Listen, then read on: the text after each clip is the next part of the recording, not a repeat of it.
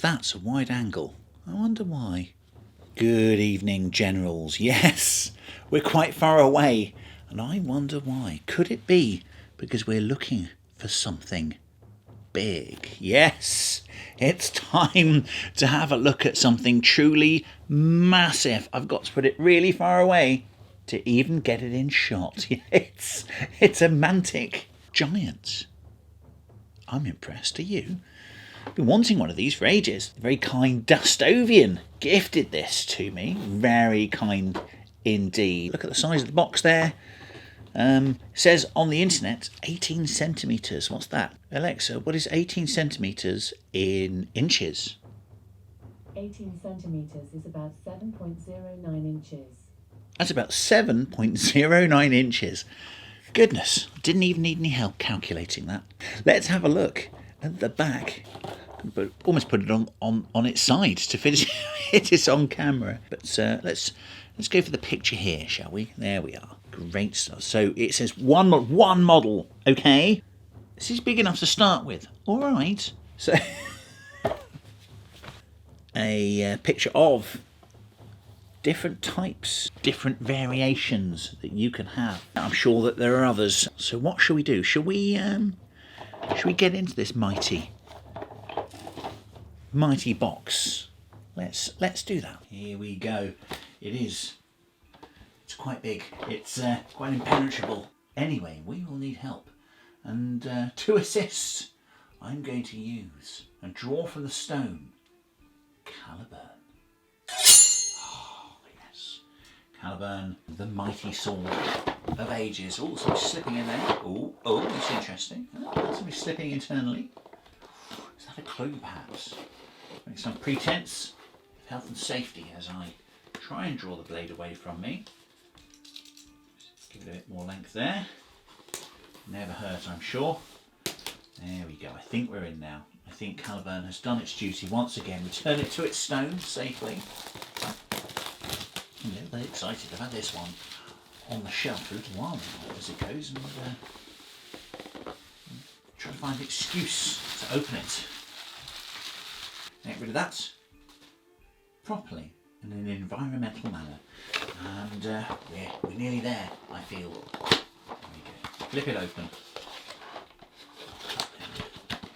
Super.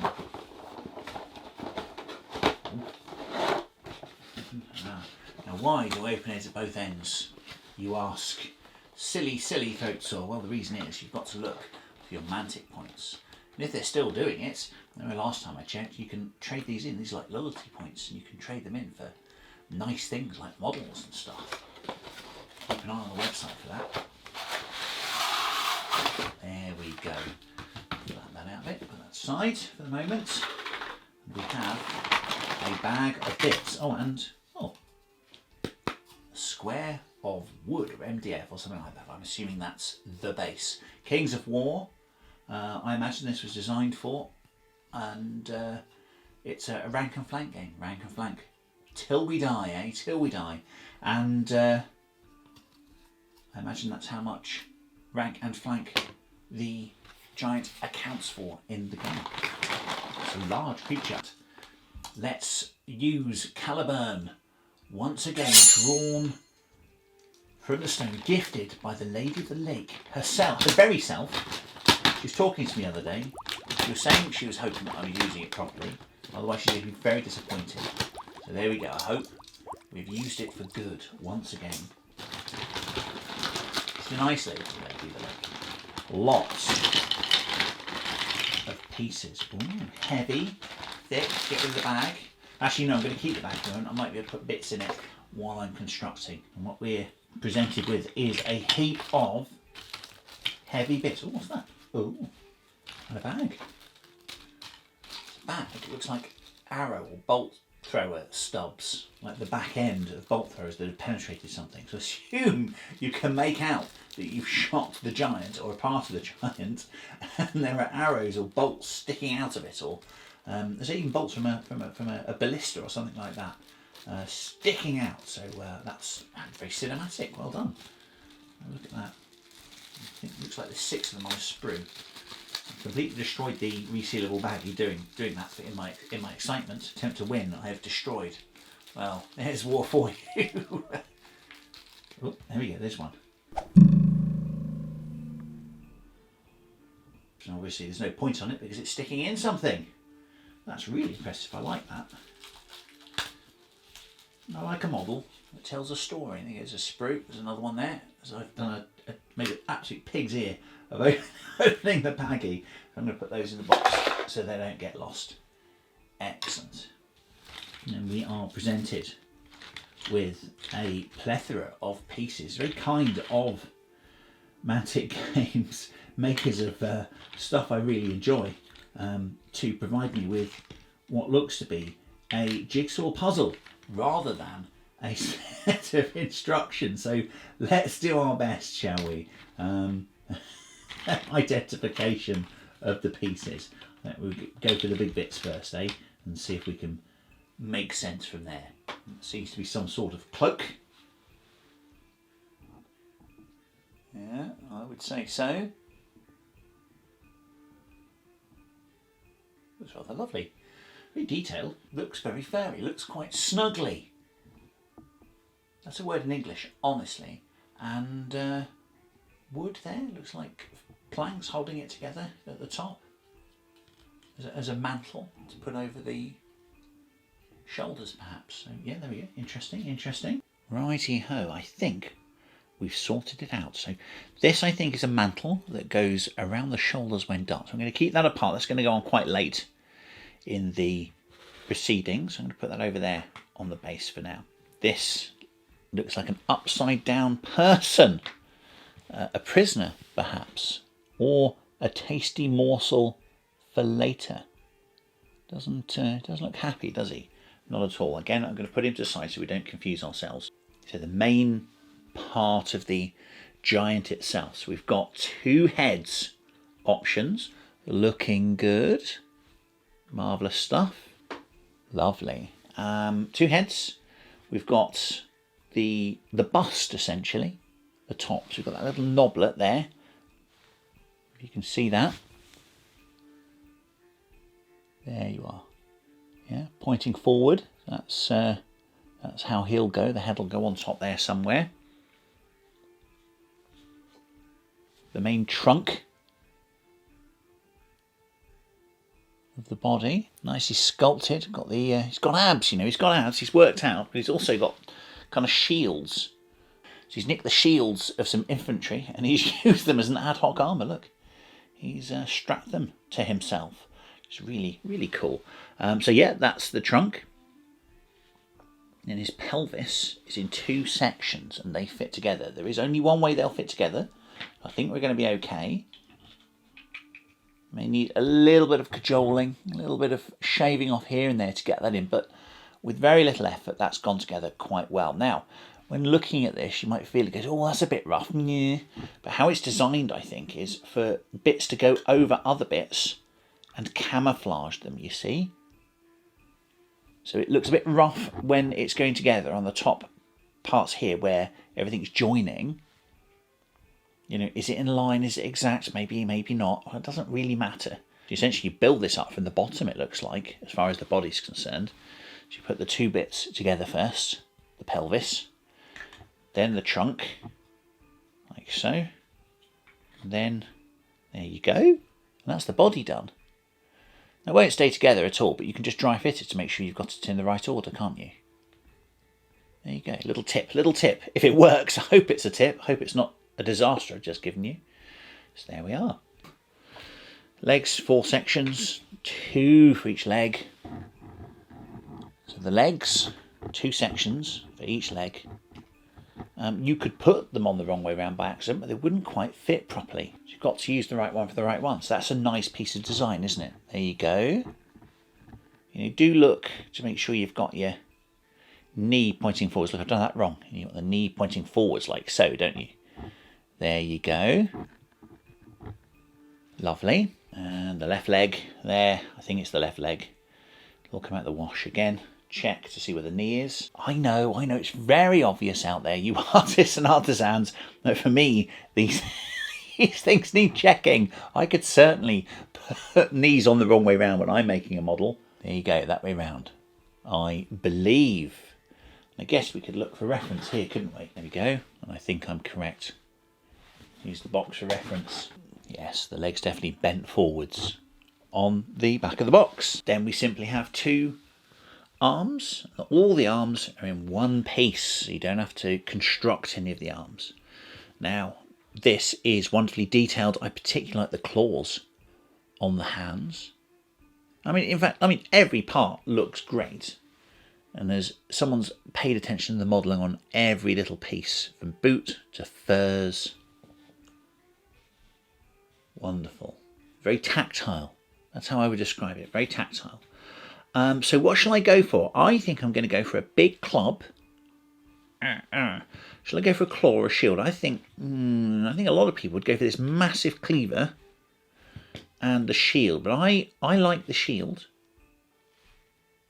So I'm going to go for that, and I'm going to go for the club. I'm not sure that's how most people would do it, but I'm going to do it for a bit of variety. I also notice on this arm little holes. I don't know if you can see those. Maybe that's where the arrows go in. I'm assuming you can put the arrows where you like, and you can always attack it with a bit of a needle drill, couldn't you? And put your arrows in where you want. But you use your artistic prowess. The artistic prowess I know you've got. Definitely.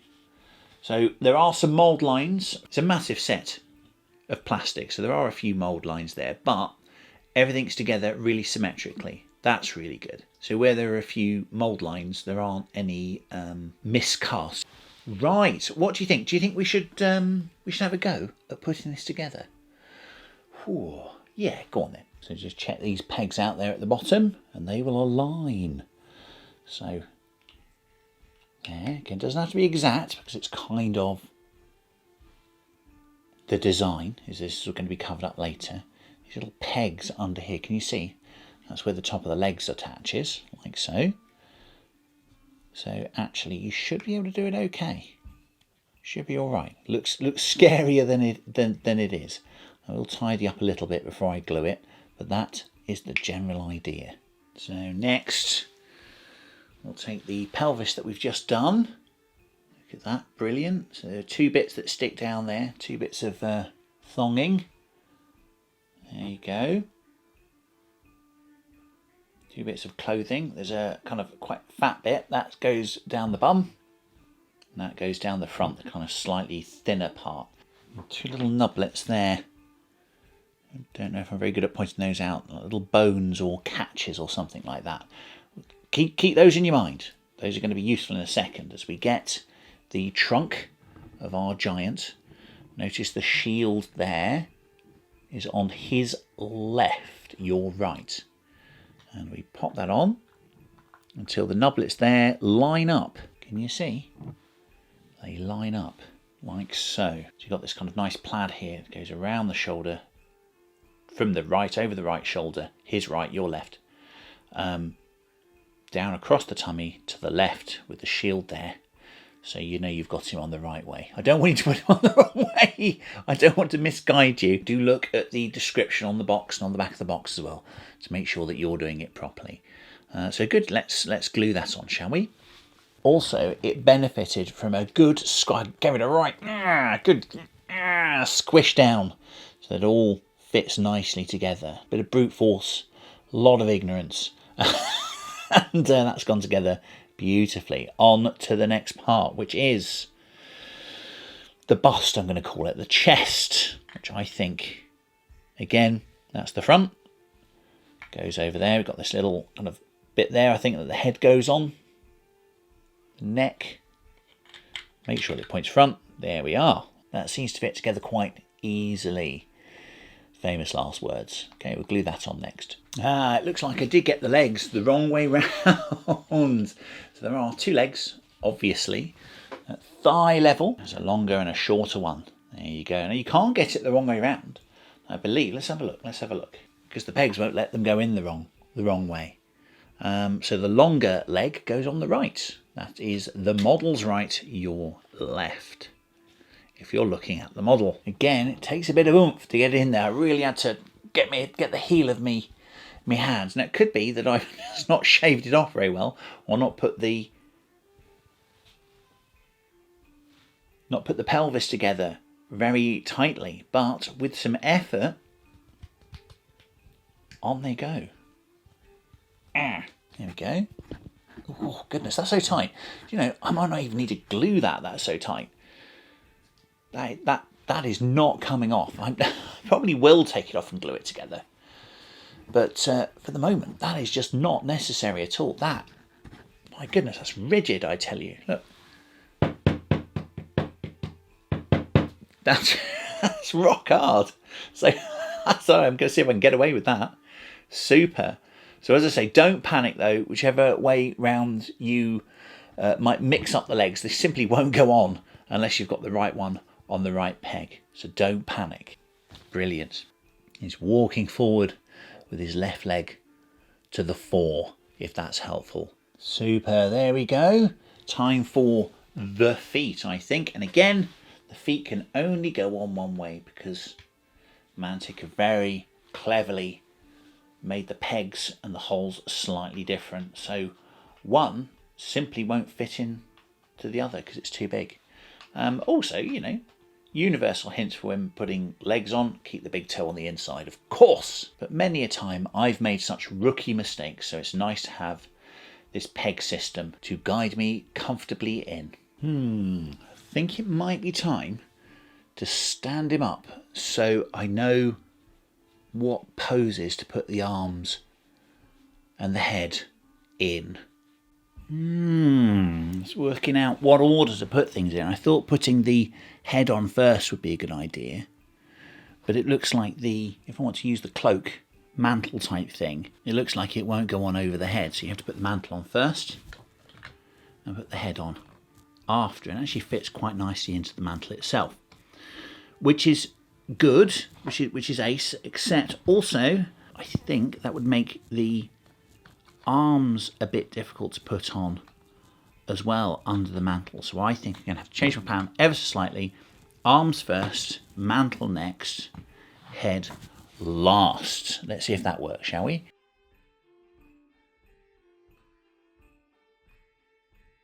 Right, there we go. With these huge arms on, even with the glue, I think these may one day come back off and be pinned back into place. I think that may be what will be required long term. However, that's where we are for now. I think also with the mantle on top, I think maybe you can glue the mantle down. I think it may help support and hold up the arms in place. It doesn't fit very well at the moment. It's a bit springy, bouncy, doesn't quite fit down plush to the shoulder. So I think I'm going to have to do the old trick, the kind of plastic resin, of maybe sticking this in some hot water for a couple of seconds and seeing if it becomes a little bit more malleable. Not so long as for it to melt, just a couple of seconds. And I don't know, should we have a go at that? I think we should, shouldn't we? Some hot water. A piece we want to heat up a bit. Dunk it in with this. Use those as tongs. Probably find something better in your house. Ooh. The water isn't boiling, but it is quite hot. It's hot enough to make tea with, I would say. Oh, that is bendy. Oh, let's put it this side. That side's thinner. So it bends more easily than the bit there. Coming down. But oh no, it is bending though. Oh, there we go. That didn't take many seconds, did it? Not many at all, I think. Oh, that fits beautifully. Oh, there we go. Great. So I'm going to let that dry off a little. Might a bit more bending maybe. Oh no, that's fine. Absolutely fine. And then I'm going to glue it firmly onto the model. Brilliant. Oh, there we go. The mantle. Is it really a mantle? Is that the right name? Do correct me by all means. The mantle type cloak thing firmly on the back. Wiggle it about a bit. It's fine. Yeah. Just checking that it's robust enough because I'm trusting glue at the moment without pinning. So I'm just checking that we're together properly. That it's reasonably robust. Yeah, it's all right for the moment, isn't it? Absolutely. I think it just needed to settle in. I was worried that it would just crack and fall apart on me. So I think it's time to put on one of the heads. I think I'm going to go for this head with the hair on. I'm making more work for myself painting, I know, with the hair, but I don't mind. I think it just looks really, really ace. Both are ace. Super and smashing. But this one's speaking to me for the moment, so that's who I'm going to use. I'm going to put that there. And it actually fits on this little nublet here, but also seems to fit nicely into the cloaky mantle thing too. So I'm going to try and see if we can get them fitting. I think that's how it's meant to be done. Great stuff. That's the final piece. Let's put it on. Marvellous stuff. We have our giant put together. Can I pick him up by his head? Yes, I can. May take a few little seams off there. They're not bad. They're not bad. It's a nice chunky model, so scraping those off won't be an issue. Beautiful looking, isn't it? And I say the detail's quite remarkable. I love the claws. Claws, brilliant. The club here made of essentially a big log. It's even got the rings from the inside of the tree there, so you could even do dendrochronology on your log. We could find out how big and old this tree was, couldn't we? I guess, if you were scientifically inclined. And the cleaver on the other arm, I've really nicely modelled it. I think it looks like a door. There's hinges on it still, and you've kind of got the wooden parts and a stony part that's been sharpened. So whoever has made this has really thought about every part and every feature, and made it mean something. So, you know, he's kind of played there was plaid. Sorry if I've butchered that the word of that piece of clothing, made of ropes.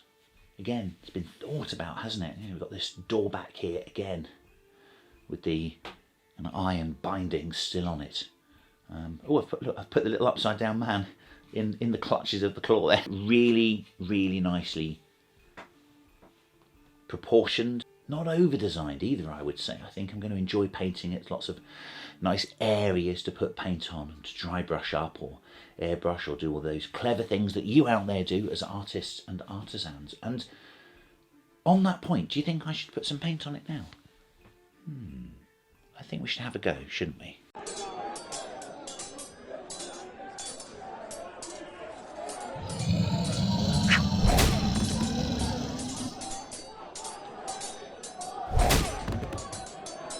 There, what a beast. So there we are, there's a comparison with an SPQR model. Now my paint job is lackluster, it's basic, but you out there, I know you lot, you artists and artisans, will do far better than I. Do a great job of it. I think he's ready to do some bashing, don't you? I am very impressed. I've never had a giant before. It's my first one. I've never spent so long on a single model. I really haven't. And I proper enjoyed it. I just sat in front of the telly for a week, dabbing at bits and bobs. You know, do the wood on it one night and the skin the next, and etc. It's great fun. So much area to cover. Don't see too well myself. And it was really great to get to grips with something. You can really let yourself go. You know, I can even do the eyes. And I can hardly see the eyes on a model normally. And it was great to be able to put, put the eyes and the colour of an eye in as well. Little points I noticed as putting it together. Lots of rope over him, loads of shields. Oh, skulls! I didn't notice there were skulls. Look on his foot there. Lots of great detail, and I'm going to have great fun playing skirmish games. So that's why I've got him as a centrepiece for one of the Mantic Vanguard skirmish game scenarios, but he's going to be great in any army, I'm sure. Dungeons and Dragons, I think my adventuring party is going to be facing him very soon. Do you think? Tell me in the comments if you think my party deserved to meet one. Should I unleash him on my poor players? You tell me. So it was a fine gift from Dastovian. Thank you to Dastovian for an amazing piece. So as you hear him coming, smashing his way through the woodland. Remember, find somewhere good to hide, won't you? Take care, everyone. Goodbye.